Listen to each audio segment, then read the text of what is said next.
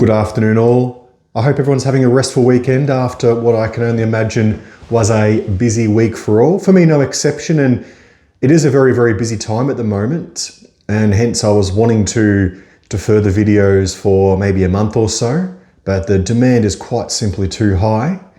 But today I'll be making a few different dishes, including some chicken thighs, pumpkin soup, and some roast vegetables.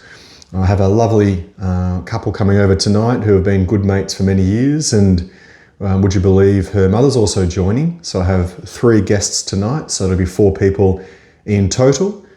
I ducked up to the shops a short while ago, got the meat and veggies and a few other things, and now back at base, thankfully, because the traffic is pretty thick despite school holidays. But I'm back at base now to start preparing, which for those who know me pretty well is a very, very restful way to relax after a busy week. So what I'll start with, chicken thighs. When I'm doing chicken thighs, I really like them because it's a very, very cheap cut of meat, but I find them to be very, very enjoyable as well. And to be frank, if you do have a Weber, specifically a kettle barbecue, it does come up really, really nicely, but would also be just as nice in the oven as well. 90 minutes at about 170 to 180 C. Actually, I'd recommend taking that down to about 150. When I do them on the Weber myself, aiming for around an hour and a half at about 150 degrees Celsius. Now, I also like the chicken thighs as you can keep them on there for a while. And because they're quite a passive cook, meaning unlike steak where you're rushing to cook before the guests arrive, or even worse, you're cooking while they're there and you've got your back to them, etc., etc. It's a bit like me, I live by myself, so again, it can be sometimes difficult. Chicken thighs are very, very good, or any slow meat for that matter, as you can effectively have it done, whipped through the house with the vacuum cleaner, etc., etc., and you can be relatively composed at such point when your guests arrive. But I'll put a sock in it and get to work in preparing these chicken thighs with a marinade I invented a couple of months ago. And to be quite frank, I've only made chicken thighs about, I'm going to say probably 5 or 6 times in my life, starting a couple of months ago, which coincided when I bought the kettle barbecue. For those who watched a few of the videos will know I've been having a bit of fun with the kettle barbecue. And look, I'm very much a self-taught cook, and that's certainly not to say I'm a good cook, but I enjoy cooking because you can have a bit of a play around, work out what works okay, what doesn't work that well, and the like. But I've had generally some pretty good feedback from the chicken thighs. And again, this is bone in and skin on. I'll actually get those out just so I can prepare those. Kept them in the fridge right up to the point of preparation. Obviously, hygiene, critically important, especially cooking for other people. Don't want them to go home via the ED with acute salmonella or otherwise. But let's get cracking.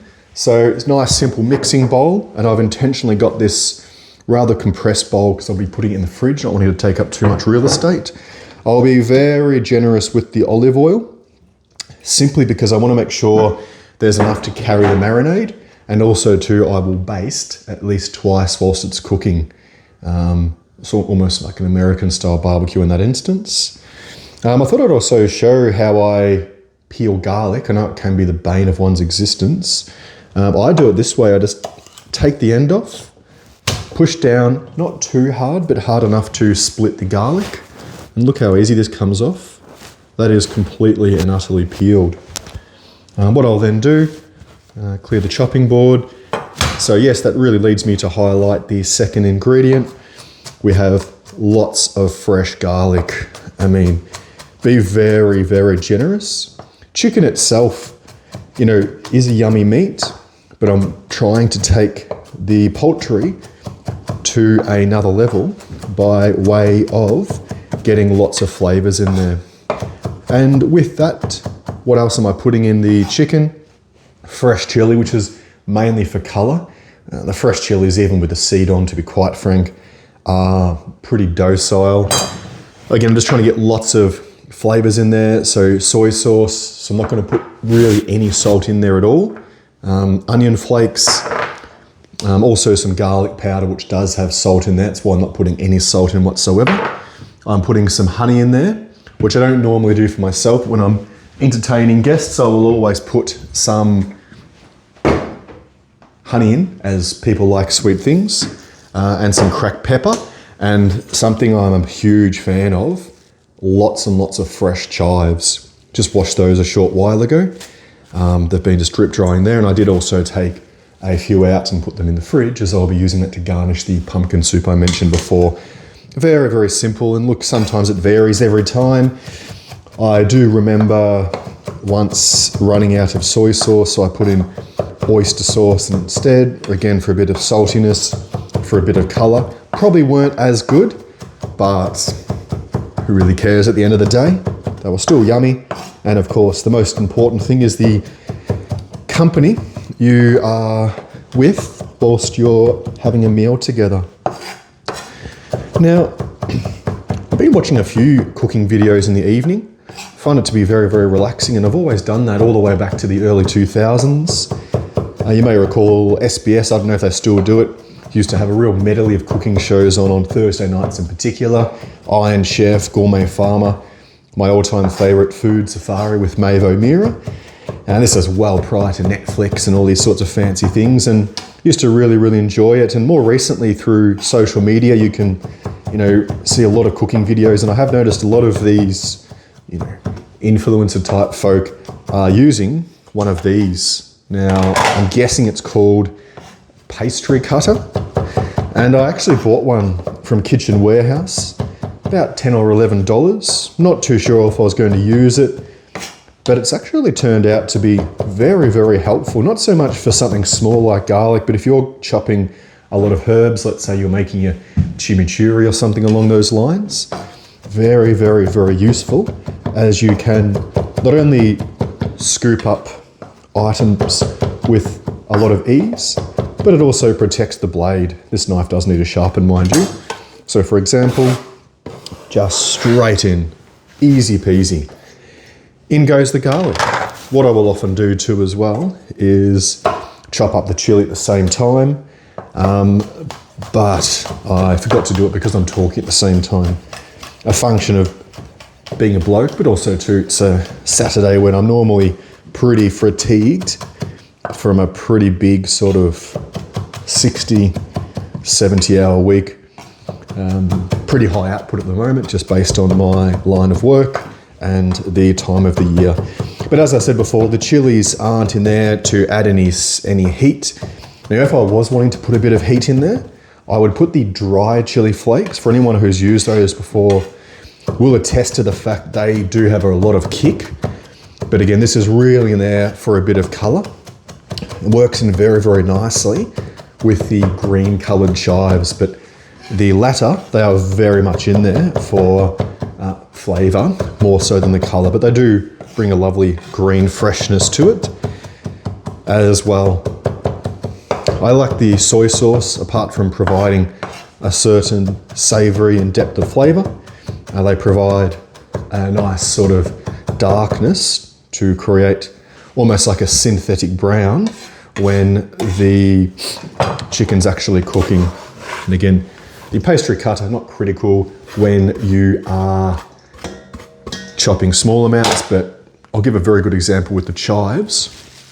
You'll see it is very much starts to pay for itself. Besides that, what else am I doing? I bought some beef, so I'll do a roast beef later. I'll definitely be taking a video of that one. The beef will be going on the charcoal Weber. Still haven't thought about where I'm going to put it. As you'll see from previous videos, I normally put the chicken thigh around the outer ring of the Weber surface with the fire in the middle, called the indirect cooking method, not rocket science. Don't know where I'm going to put the beef though, because whilst I will sear it directly on top of the Weber, I don't want to leave the beef directly on top of the fire, as there's an extremely high chance the exterior will burn well prior to the middle actually cooking. I might do it in the oven, but I'll probably just make a bit of room with the chicken. And as you can see, I've got quite a lot of chicken. I asked the lovely butcher for about 1.5 kilos. Being generous, as I know, it will be a bit of a crowd pleaser. And for those who pop over to my place for a meal know I invariably put some in a Tupperware container so that friends can take it home, assuming they're polite enough to enjoy the food. And also too, recently I've started sending food over to family and friends via Uber Ride. Really, really convenient. Always make sure it's sealed, but there's nothing more satisfying than sending over a nice hearty bowl of pumpkin soup to a loved one. Especially at the moment, it's ice cold in Melbourne. So lots of fun to help out family and friends. Actually got the equivalent of 2 butternut pumpkins here. That'll come later. So as you can see, you don't have to be too scientific with the chives. I really like chives as I find it has a really nice acidic nuttiness and provides a really, really high quality depth of flavour. Now I'm going to, you can see I'm chopping them up relatively finely. I don't mind if this cylindrical shape actually opens up. That will sort of release the natural oils and go a very long way towards flavouring what I hope will be a delicious marinade. Been a bit under the weather still, so again, if I'm a little bit nasally, forgive me, but you can see that pastry cutter basically paying for itself now. Really good if you're doing, soups or casseroles, you've got a lot of onions on the plate, etc., etc. Update so far. Now I'll put in the soy sauce. I think this is just regular soy sauce. Don't have to be that concerned about over salting. As I said a few times already, I'm not going to be putting any salt in here. Onion flakes, I don't really know if they do anything, but everyone likes onions, so I put them in there. Garlic powder, I think, I would assume that has a garlic flavour in it. And yes, that is in addition to the fresh garlic. So we're going all out garlic. And I will also put in some honey, and that does provide a very welcome sweetness. And because I'm going to be cooking indirectly and at a relatively modest heat of around 150°C, the risk of burning is heavily mitigated. If I was, let's say, to sear, everything would burn and be rather unenjoyable. Now, I grabbed this pepper mill before and it felt very light, so I've got my auxiliary pepper mill if necessary. Lots and lots of pepper. And let us not forget, I can also put some more salt on after cooking it, but I do have a pretty, I'd say a bit of a habit of over salting food, so I'm being very, very careful, as you can always add salt, but you cannot take it off. So look, I don't think we need to be master chefs to appreciate the fact that that's going to be packing a fair bit of flavour. Now the fun part, I'm going to get the whisk out. So you can see that's the consistency thus far. I may need to put a bit of olive oil in, but I'm looking for an oozing consistency. Certainly don't want it running. I want it to have a certain texture such that it somewhat sticks. That's when you're getting that nice hit of lots of fresh garlic, lots of fresh chives.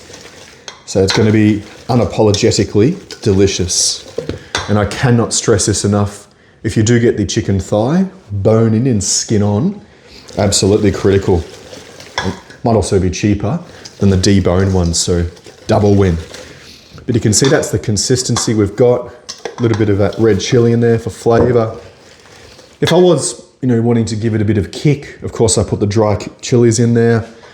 But want to be on the slightly cautious side. And I don't know what time it is right now, early afternoon, so they'll be able to marinate for a good few hours in the fridge. And indeed too, I will baste them, as I said before, a couple of times throughout the cooking process.